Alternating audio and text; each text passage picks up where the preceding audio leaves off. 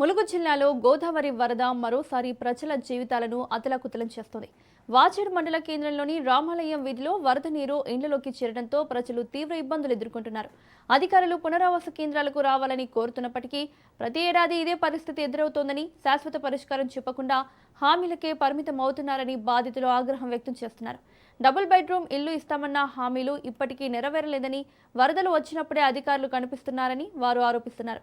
ఇప్పటికైనా ప్రభుత్వం మాటలు కాకుండా శాశ్వత పునరావాసం కల్పించి తమ సమస్యకు శాశ్వత పరిష్కారం చూపాలని వరద బాధితులు డిమాండ్ చేస్తున్నారు.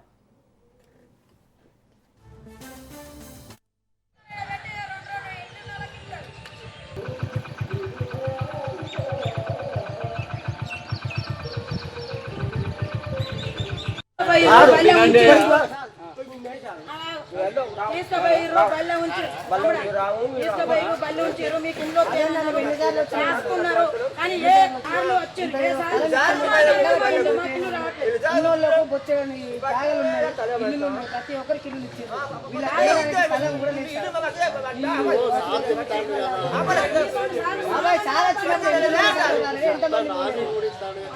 ఇప్పుడు ఈ 4 ఇంటికి నేను కలెక్టర్ గారితో మాట్లాడి ఎక్కడ ఇంకోటి అటవునా ఈ 4 3 7 ఈ 7 ఇంటికి మనం కలెక్టర్ గారితో మాట్లాడి నేను మీకు ఏదైనా జాగ ఇక్కడ ఏర్పాటు చేపిస్తా. ఇప్పుడు వరదలు ప్రాబ్లము మనము మనుషులము బతుకుంటేనే అన్నీ కావాలి సౌకర్యాలు, మనం పోతే ఏముండదు. కాబట్టి మీరు ఎవరైతే 7 తాగలేదో ఇప్పుడు మునిగే ఇండ్లు ఉన్నాయో ఈ నండిటికి నేను కలెక్టర్ గారితో మాట్లాడి జాగ ఇప్పించి ఏర్పాటు చేస్తా. అదేవిధంగా ఇండ్లు కూడా కొత్త ఇండ్లు మంజూరు చేసడానికి 2వ ఫేజ్లో నీకు ప్రయత్నం.